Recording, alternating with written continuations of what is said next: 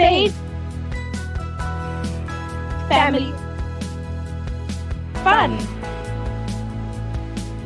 Join the hangout. CFH. Good afternoon and welcome to your weekly hangout spot right here on the Catholic Family Hangout with the Nkosi family, presented by myself, Leander Tema. We just started off the Saturday morning with Good Day by Forrest Frank, and we really hope today is a good day for you guys. It's been a wonderful day for us so far. It's a little bit strange because we are starting off in the afternoon, but we're happy that we still get to have our weekly hangouts with you guys. Of course, you're listening to us on the Radio Veritas, channel 870, DSTV channel 870, the Radio Veritas app, or stream us live on www.radioveritas.co.za. This afternoon, we are continuing on our conversation around saints, as well as discussing fostering relationships, but specifically this week around our relationships with our cousins and with our siblings. But of course, I'm never alone. I am always joined by the Nkosi family. And this afternoon, it is a bit special, this episode, because we have Tsepiso with us for the first time ever. So Kiabetswe and Tsepiso, how are you guys doing this afternoon? Hi, Leander. I'm good, thanks. And how are you? I'm doing wonderful. And Tsepiso, how are you doing? I'm good, thank you. And yourself? I'm doing wonderful. Have you guys had a good week so far? Yeah. I feel like this one is a bit strange because we're doing the show on a Sunday instead of on a Saturday. So, Gabriel, even last week you mentioned that it feels like the days just blur together. And I feel like it's going to feel very strange knowing that tomorrow is Monday, because usually for us it means tomorrow is Sunday. But nonetheless, we have a lot to unpack today, a lot to discuss, because obviously, like I mentioned, we have Tsepiso with us today. But before we get into any of that, we'll be listening to Joy, We Are Family by The Soil. And welcome back. You're still tuned into the Catholic Family Hangout with the Nkosi family, presented by myself, Leander Tema. We just played you Joy, We Are Family by The Soil, and you are listening to Radio Veritas, the good news for a change. You are listening to us either on the DSTV channel 870, the Radio Veritas app, or streaming us at www.radioveritas.co.za. So as I mentioned earlier, we are having a bit of a special episode today because we have Tsepiso on the line with us this morning. This is the first time she's ever joined. And Tsepiso, you are Kiabetswe's family this season, because obviously every season we have a family coming on and you are a part of the Nkosi family in a way. Do you and Kiabetswe want to maybe explain how you guys are connected and why you decided to do this season together? So, Leander, Tsepiso and I have known each other, I think, way back since 2013 or 2012, roundabout then. We started in a sodality together, actually, the Children of Mary. Then we got not baptized, we got our first Holy Communion together. And I think after that, we just been pretty close with each other, because I feel like she's one of the people I can relate to a lot. And that's why it was so special for me to ask her if she could join us on the show today. Definitely. And Tsepiso, why was it important for you? Because obviously, Kiabetswe can obviously call you and mention that this is the show that is happening and this is what she wants to do. But why did you find it important for you to agree to come on? Because I'm also in media, so I thought this is an opportunity for me to actually advertise myself. Definitely. Kiabetswe, so obviously, as you mentioned, I don't know if you've ever mentioned on air, but you are an only child. And this week we are talking specifically around our relationship with our siblings and I suppose our cousins. And every week you've always mentioned how you have a family that is not necessarily just your traditional family structure, as in your mother, your father, your brother, your sister type of situation. You've always emphasized the importance of your family at church, your family at varsity, your family at school. How do you think Tsepiso fits into that family structure for you? So with Tsepiso, as I said earlier on, we grew up together. And for me, a cousin to me is someone, I can identify you as a cousin. And it's fine if you don't identify myself, you don't identify me as your cousin, but I'll always, for example, if we grew up together, like we've been seeing each other, we grew up together, we've been playing together, I'd always introduce you as, this is my cousin Tsepiso, or this is my cousin Leander, because I just feel like it gets so weird to call someone my friend when they've been around me my whole entire life, if you get what I'm saying. But so that's the main reason, actually. I get you. And I just wanted to know from you and Tiffy, so how do you guys think that this experience together is going to change your relationship as friends and as sisters, I suppose, in a sense? Oh, okay, Linda, I love the sisters idea. This is a very nice idea. So, in terms of, I think as we talk about different topics, we're gonna grow together and we're gonna learn things we didn't even know about each other. Maybe, for example, and we get to know more about our faith than we are taught. Because in church, there's a limited amount of knowledge we taught, and as we talking and discussing these type of topics, we actually get more knowledge. I feel like these conversations equip us with more knowledge to be able to share with anyone anywhere we go. Definitely, give it to. I couldn't agree more. And I think there's so much that we have to learn today, especially today in our chat with Father, because we are getting some clarity around saints a bit further. And I'm very excited for it, especially because last week we didn't have a priest come in. So it was kind of just up to us to figure it out. But obviously, we're hoping that the listeners as well, you guys always have things that you take away, things that you're excited to learn. And if there is things that you're excited to learn today, all throughout the remainder of November, you can send us a message on 074-206-2606. Let us know what is something that you're excited to learn about. What's something that you've learned in the past 2 weeks with us about saints or about All Souls that you didn't know before. And obviously, if you have any questions for the priests to come in the future, you can also send your messages there, 074-206-2606. Start your message off with family, followed by your name, or remain anonymous. But for now, we'll be listening to Almighty Creator by Sovereign Grace Music. And that was Almighty Creator by Sovereign Grace Music.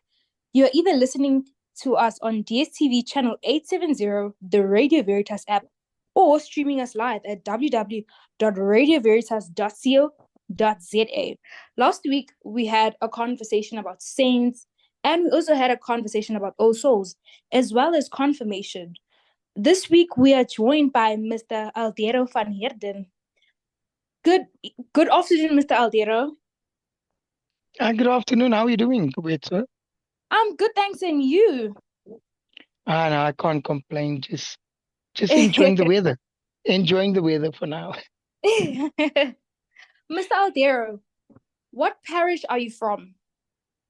I'm from the Eldorado Park, because the Eldorado Park Catholic worshiping community, and the reason why we say that is because we actually have two churches in Eldorado Park. So subsequent, you can say two parishes, but we form one community, which is the main church, Saint Catherine of Siena, and that is an extension 8 of Eldorado Park, and then also Saint Eugene de Mazenod, who was the founder of the Oblates of Mary Immaculate.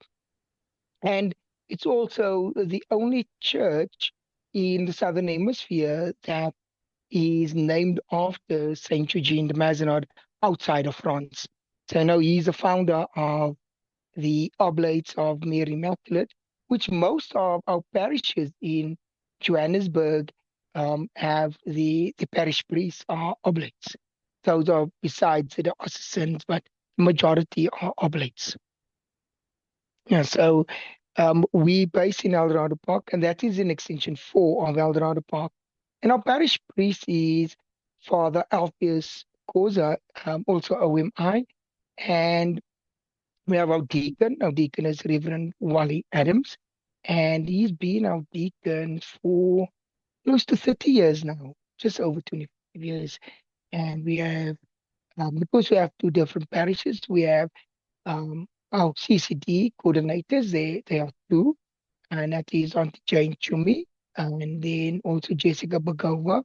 But our confirmation coordinator is Bernard Johnson, and I'm a catechist at in Eldorado Park. Okay, thank you.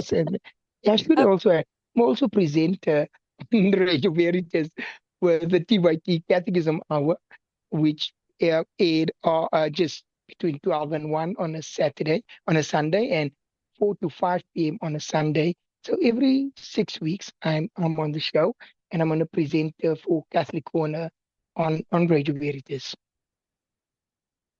Yep, that's it. That's my bio.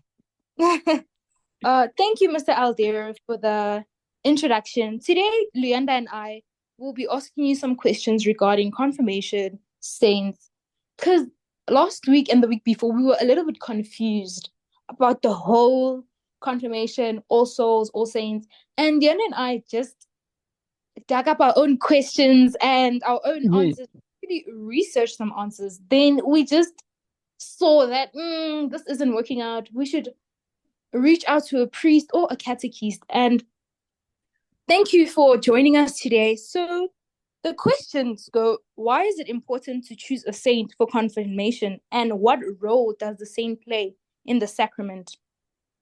So choosing a saint, it is choosing someone, because saints are a role models. They are holy people who went above us, before us, and they part in heaven. Some saints, because they are the martyrs, and they are role models for in their lives. Because many saints, when you research their life, they have similar contributions or similar things happen to them in their lives that is happening in today's society. So choosing a saint for your confirmation is to, as number one, as I said, the role model. And the importance of why we should choose it for our sacrament is so they can intercede for us and they can guide us through the process of life. That is the simplest way that I can answer it without getting too technical.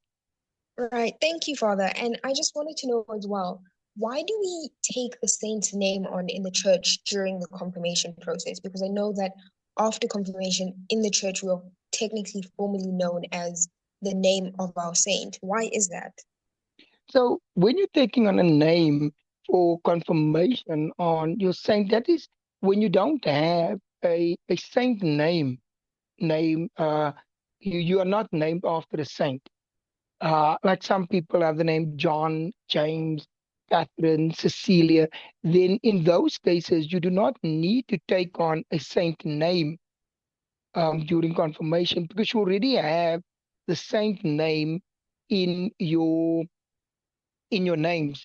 Uh, for example, if you marry Cecilia, so you got two saint names, and you're living those lives. So if you have unusual names like me, who are not saint names, then you choose a saint name of someone that you find inspiration from, someone that you can go to ask to intercede on your behalf, because as you said, the saints are already in heaven. They already lived exemplary lives. Does that answer your question? Yes, it does. Thank you. And I just wanted to know, out of interest, what is your saint name? My saint name. So I adopted. So when I got confirmed, um, Father Jonathan Peterson said he is going to give me. So he was confirmed a year before me, and he gave my saint name Saint Aloysius, who is one of the patron saints of youth. Of the recent days, and but I also adopted Saint Martin de Porres, because his feast day is on my birthday, which is the 3rd of November, and he is a patron saint of, number one, mixed races, and it's also patron saint for doctors, barbers, and also in a way of journalists. So I also work as, in media as a journalist. So he's a sub saint for journalists. So St. Martin of Porres being on my birthday, and Saint Aloysius being given of the patron saint of youth. I always worked for, since my confirmation, I was always involved with the youth. Thank you so much, Mr. Aldero, because I haven't gotten confirmed yet, and I was a bit skeptical about why do people choose saints? Why is your name, yeah, and they give you Saint Teresa? But now I quite understand that. Thank you so much for that. And You're welcome. the third question would be, how should someone go about choosing a saint for confirmation? Are there specific qualities or aspects of a saint's life that one should look for? Yes, so qualities that you aspire to be for one. So you need to do research. One, you can take the saint that is on your birthday. And however, if you a boy and is a girl, a female saint on your birthday, then you can research saints that has similar qualities as you, saints that went through things in life. If we take, for example, Saint Eugene de Mazenod, he comes from a broken family. His parents were divorced, so he's the patron saint for broken families. So families pray so that there's healing in the families. And so if you coming from a broken family, you can ask Saint Eugene de Mazenod to intercede that there is healing in your family. If you come from a society, if we have lots of social ills in our community, and our saints went through similar situations, and we can ask the saint to guide you. So if it's for your virtues, that you long strong virtues, and that particular saint, especially the ladies, they have lots of saints that is rich in the virtues, for virginity, holding on to their virginity. Because in today's society, um, it is the norm, or it is said that if you still have, there's something wrong with you if you do not want to have a, for lack of a better word, let me say, loose life, or you don't want to have sexual encounters with guys and you want to be prayerful, then you choose one of the saints that can help you. Saint Rita is one of them to guide you. So you need to do your research. You need to pray as well for the Holy Spirit to guide you on a saint name that can uh, relate to you in your life. Thank you so much, Mr. Aldera. And you mentioned something earlier about saints interceding for you, which leads me to my next question, which is what is the role of the saint after your confirmation process, and how can they intercede for you and guide you after you've completed your confirmation process and throughout the journey of your life? Right. So I must use my example with St. Martin de Porres, and then also our other patron of our parish, St. Catherine of Siena, who is as well a patron saint for journalists and writing and things like that. When I started my role in with Veritas as well, being a broadcaster, and the radio station I work for in Eldorado Park, Aldous FM, I asked for guidance to so that they can help me speak the truth. Saint Teresa was someone who spoke the truth. She's also the patron saint who got the popes back in the 15th century to get the pope back to Rome. Because back then there was two popes, pope in Rome and a pope in France. She said no, the pope that was in exile in France must come back to Rome. And she wrote a lot of and she spoke on truth. So she wrote lots of books on truth. And I said, when I want to be in my role as a reporter, as a journalist, I want to tell the truth. So I always go, and when I feel I'm slipping away, and I go kneel in front and I ask it to intercede for me that I can, to the Holy Spirit, to God, to guide me to always speak the truth. So, our intercessory prayer is for you to get guidance in the truth. And one way you can ask your saint after your confirmation is when you're doing the rosary, when you're meditating on the rosary, invite your patron saint. to journey with you, to do the rosary. And because they've been through the virtues of Christ, they've been through the agony of Christ, and they can help you in your meditation as well. To pray. Most of our saints, not all of them lived holy lives from a childhood state. Um, so that they can guide you in those things as well. Thank you, Mr. Aldero.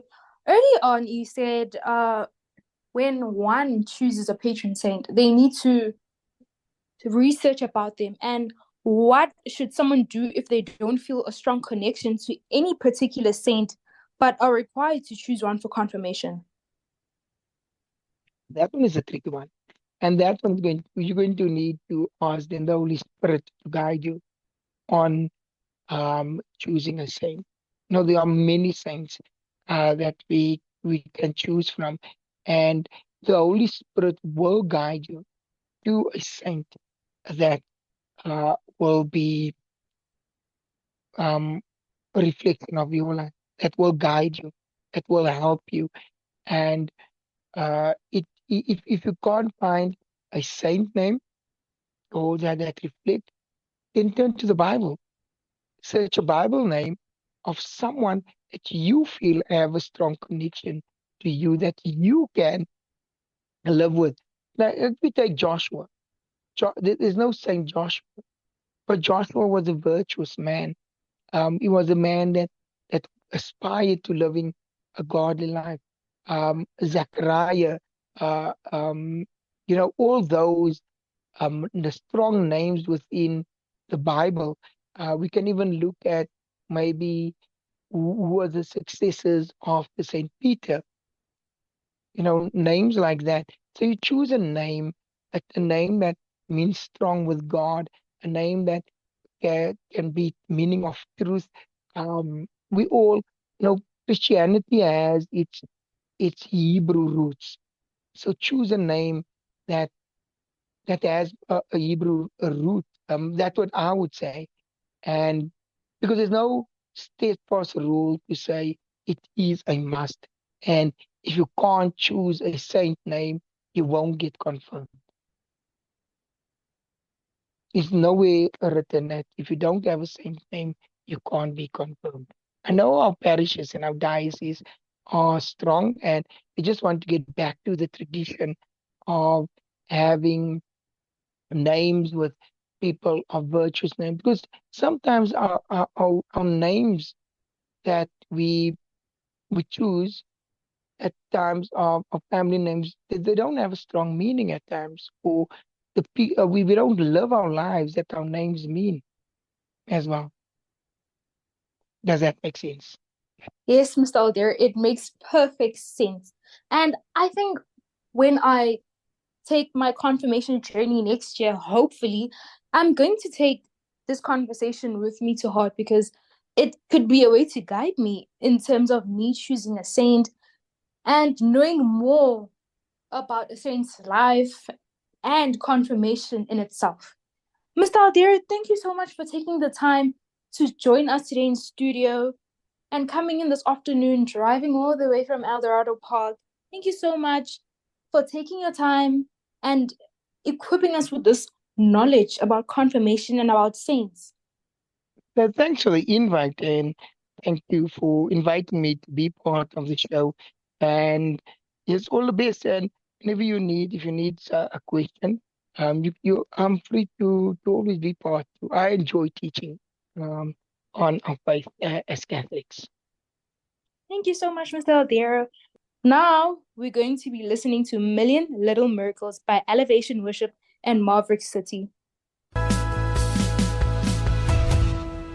Welcome back. You're still tuned into the Catholic Family Hangout with the Nkosi family, presented by myself, Luyanda Tema. We just played you Million Little Miracles by Elevation Worship and Maverick City. And before that, we were having a chat with Mr. Eldero van Heerden, where he kind of discussed with us the importance of confirmation, why we pick a saint for confirmation, and gave us some advice on what to do if you are struggling to find a saint. Of course, you are listening to us on the DSTV channel 870, the Radio Veritas app, or streaming us live at www.radioveritas.co.za. As usual, if you missed the show or you just tuned in right now, unfortunately, we have about maybe 10 minutes or so left of the show. But if you did miss it out and you want to catch it up, make sure to tune in to our Spotify. Just go into Spotify, search up Catholic Family Hangout. You'll find the podcast on there this Wednesday at 12 p.m. And of course, if you're listening to us on our Spotify podcast, thank you for tuning in and hanging out with us even during the week. We love having you guys on here. And if you have any thoughts, comments, questions, anything that you'd like to let us know about, make sure that you pop us a text on 074-206-2606. That's our WhatsApp line. Start your message off with family, followed by your name, or remain anonymous. You can tell us what you thought about the shows previously, what you thought about today's program, or you can even send through any questions that you'd like to have answered by our priest in the next show. But right now, we'll be having a little bit of a conversation around our mental health, specifically when it comes to fostering relationships with our cousins and our siblings. Now, this is an interesting one because we had mentioned earlier on that we had Sepiso with us. Unfortunately, we lost connectivity, so we don't have her on the line with us anymore. But Gebetu and I were talking a little bit around that relationship that she has and how Sepiso, in a way, is a sister or a cousin of sorts to her. And I think that's something that's really important. Throughout the month of November, we've been discussing the importance of those relationships. We've talked about our relationship with older people. We've talked about our relationships in high school and in varsity. And it's always good to bring it back home, to bring it back to the cousins and the siblings that we have. And Gilberto, I just wanted to know from you, why do you think it's important to have those sibling relationships or those cousin relationships? And how do you think it's impactful to your mental health? So, Leanda, with the cousins relationship, I have so many cousins. As I said earlier on, whether they don't consider me as their cousin, but I consider them as my cousin because I feel like, especially if you've been around someone for a very long time and that person isn't your friend necessarily, family joins you together, even though you're not related by blood, it just fosters that cousin relationship automatically because the person is not your friend, the person is not your sister. So the closest word to me is my cousin, is you being my cousin, because I just find it weird for me to call someone I've been around my whole life with, seeing them on family gatherings, as a friend. And I think just talking to them and just finding out how they feel during the day, about the year, about anything that's happening in their lives is part of a good mental health, and it's also part of a good family dynamic. And I feel like as cousins, siblings, daughters, uh nieces, nephews, we should probably start initiating healthy family dynamics out within ourselves as well, whereby if a family member, your cousin, for example, calls you and like they just ask you for help, instead of tattletaling, I feel like the first thing you should do is try and advise them. And if you see your advice is not going like the right way, you should just talk to a family member that will understand more than a parent, whereby a parent will shout. A parent will always shout because at the end of the day, the whole family is just looking out for you and they have the best interest for you. Yeah, no, I definitely agree with that. And I think it's also important, something that you mentioned, is the fact that we should be trying to foster these positive relationships. Because you mentioned even in previous episodes how sometimes you can struggle when it comes to your relationships with older people, because sometimes they do believe that what you say doesn't have any legitimacy, or it's not valid, or it's not important, and they struggle to hear you. And I think that's why having these conversations with your family members who are around about your age is really important, because then you're opening up this conversation where you are able to foster a healthy relationship with these people. And I wanted to know from you, I know that you are a only child, but obviously then within the context of cousins, are you like the oldest cousin, or you maybe the middle cousin, or are you maybe the youngest? And do you think that this has any sort of impact on how your family sees you. Because I know a lot of the time when we see like older siblings or older cousins, they're held to a higher standard where they're always told that they need to look after the babies. Do you feel like you've ever experienced this, whether you're an older child or maybe a middle child or the youngest child when it comes to your family dynamic? So, Leander, I don't even know if I'm a middle cousin, I'm a older one, I don't know, but I'm gonna categorize myself as in the middle because I have older cousins. I have cousins from everywhere. I have cousins from Venda. I have cousins from Naledi. I have cousins from, as I said, from everywhere. So I think next time I should ask them. Uguti guys, do you guys consider me as the older cousin? I'd love that title, but I don't think I'm the older cousin. So I really don't know how if I'm the older one, the younger one, or the middle one, but I'm gonna automatically categorize myself as the middle one because I just think by the way even my family treats us, one thing about my family, they'll always try to treat us equally. But that's one thing I think I love about family. Specifically my family, they don't undermine our knowledge, whether you're older, younger, or even if you're like 4 years old, because any information you put within our family, it's very valuable. And at the end of the day, I think they see all of us as, I guess, as people who have input also about life. And speaking about cousins, last week I went to my granny's house and I visited my granny and my cousin Tulane. He reminded me actually about cousin dynamic because I realized every time it's his payday, every time he does something, he actually buys me something, even if he just buys me things, even if it doesn't matter what it is that he buys me, it's just the thought behind it. And in terms of cousins, it's always so nice to just know that it doesn't matter if it's in the middle of the year and at the end of the year, you have a cousin that just continuously checks up on you and a cousin that thinks about you and someone who specifically cares about you. Because I know in most families, some people don't necessarily have a closer cousin to look up to, an older cousin, for example, or even a younger one, you know. And Leander, while we're talking about cousins, do you have any close cousins, or do you identify yourself as the older cousin or the middle one or even the younger one?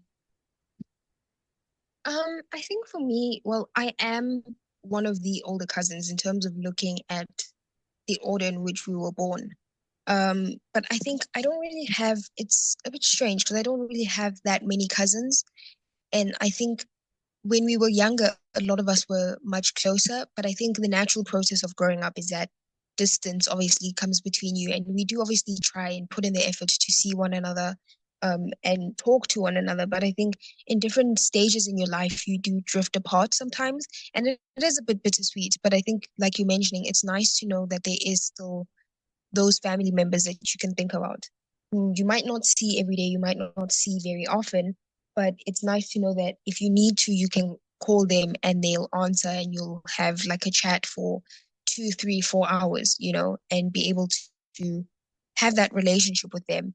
And I think that's the important part. And I just wanted to know from you, because obviously you've mentioned that you have a bit of a tight-knit family relationship.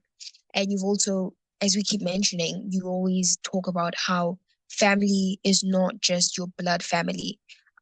What would you say to people who kind of feel like they don't have cousins or siblings, or they're not very close with their like blood family? How would you advise them about going about maybe putting themselves out there and maybe forming relationships with other people, with maybe friends who can become their extended family in a sense? So this question, I think I can answer this question because I definitely relate to it a lot.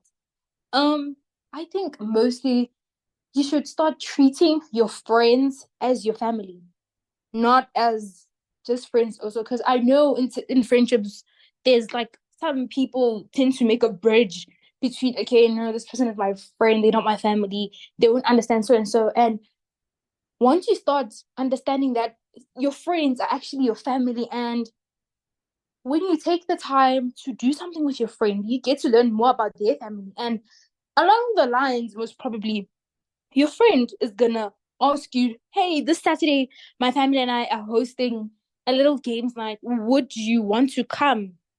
And I think when your friend asks that question, they're not asking from a place of, hey, shame, man, this person doesn't have cousins, they're alone. They're asking from a place of love.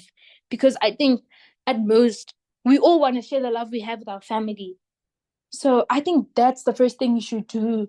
And being, and you must also be friendly. Friendliness can take you to a very far place. And I don't know what more I could say, but I think the more you try and initiate those relationships with your friends, anyone around you, your mom's friends, for example, your granny's friend, for example, and you know their child, and just have a talk session with them, you get to actually understand that these people have my back also. These people get me. And for them to invite me to something, for them to just smile at me means so much to me because, for example, you don't even have a good relationship with your cousins. For example, I don't even have half of my cousins' numbers. I think it's what you said, Leander, as you grow up, the more you detach from each other. And that's actually okay. I don't see a problem with that. It's okay, Shem. I get the fact that we all grow up. Sometimes you don't want to be around each other. And then that's where the extended family dynamic comes in, I think. I think the most important thing that you're mentioning is the fact that you must just not, I suppose, not overthink things too much. Like you're saying, there is a natural process of growing up. And sometimes some people are in a fortunate position where they have a family that is massive and they've got lots of cousins that they spend every weekend with. And some people don't have a lot of extended family. And I think that's okay as well. But like you're mentioning, the most important part is to just be mindful of the relationships that you do have and appreciate the time that you have with those people, even if it is your friends who have become your extended family in a sense, because the the root of it is that we are all children of God and we are all one extended family. And even you and I, even though we've never met before, we are now in a sense siblings or cousins, by virtue of us being here together at the same time in the same place. And I think there's no better song for us to listen to right now that has a stronger message than We Are Children of God by Monica Scott. And welcome back. You're still tuned into the Catholic Family Hangout with the Nkosi family, presented by myself, Leander Tema. We just played you We Are Children of God by Monica Scott. And of course, you're listening to Radio Veritas, the good news for a change. You're listening to us on the DSTV channel 870, the Radio Veritas app, or streaming us live at www.radioveritas.co.za. We have unfortunately come towards the end of the show, and every week we always like to have this time where we just have a very quick reflection on the program that we've just presented and some of the things that stood out to us, what we learned, what was our most favorite parts. If you'd like to join in this conversation, you can send us through your messages on 074 206 2606. Start your message off with family, followed by your name, or remain anonymous. And you can let us know your highlights of this week, the highlights of the month of November, or you can even ask us any questions that you may have regarding the mental health topic that we've had, or even maybe regarding the conversation we've been having around saints, if there's any questions that you have unanswered. But Gilbert, I wanted to know from you, what was your highlight of today's program? I think our conversation with Mr. Aldero, how he mentioned that we do have saints that intercede for broken families. We initially do have saints for broken families, and you choosing a saint's name could actually be what you're going through or how you see or seek guidance from the specific saint that you want to be your patron saint. That was the most touchful. That actually touched me because, as I said earlier on, I don't know a lot about confirmation. I just know the bare minimum of confirmation. And now that I'm about to actually, this time I'm serious about confirmation class. Now that I'm about to start confirmation class again next year, I'm definitely going to take notes in my brain about what Mr. Aldero said. Leander, is there anything that stood out for you? I think for me, the most impactful, I suppose, thing was learning a bit more about your relationship with Tepiso, and just understanding why it was important for her to come on the show with you. Because I think even when I first met you, and obviously we were planning the season and we were discussing who would be coming on as your family, I was always just intrigued by the fact that you just had a yearning to kind of share this experience with somebody who would find it as meaningful and as impactful as you would.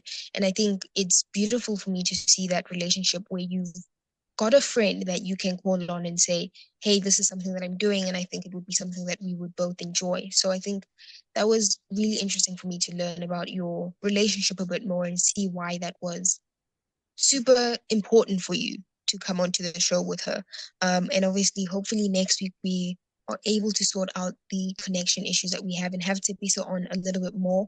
I think the listeners are definitely excited to hear from her a bit more, and I am too, because that is always the most important part of the show, is hearing what we have to say and hearing our thoughts. And unfortunately today we've come to the end of the program. That is all that we have for today. But we would love to thank Mr. Aldero for hanging out with us and answering all of our questions, as Gabriel mentioned, around confirmation and why we pick a saint for confirmation. Thank you as well to the listeners for tuning in every week, and making this a very fun hangout spot for us. And of course, we are going to be continuing on our conversations about saints throughout the remainder of November. We'll also be delving into a bit of a discussion around grief counseling if you have any family members who have passed and this is your first holidays without them. So make sure that you stay tuned to that. If you'd like to keep up to date with anything Catholic Family Hangout related, you can always follow us on our TikTok or on our Instagram pages at Catholic Family Hangout. And as I mentioned before, you can always listen to the Spotify podcast. If you've missed out on today's episode, any other previous episodes, you can catch up on them on our Spotify. Search up Catholic Family Hangout on Spotify and you will find the first 3 episodes. But for now, from myself, Leander, And myself, Kiabetswe. have a blessed day ahead and tune in again, same time, same place, Same. on your favorite Catholic Family Hangout spot.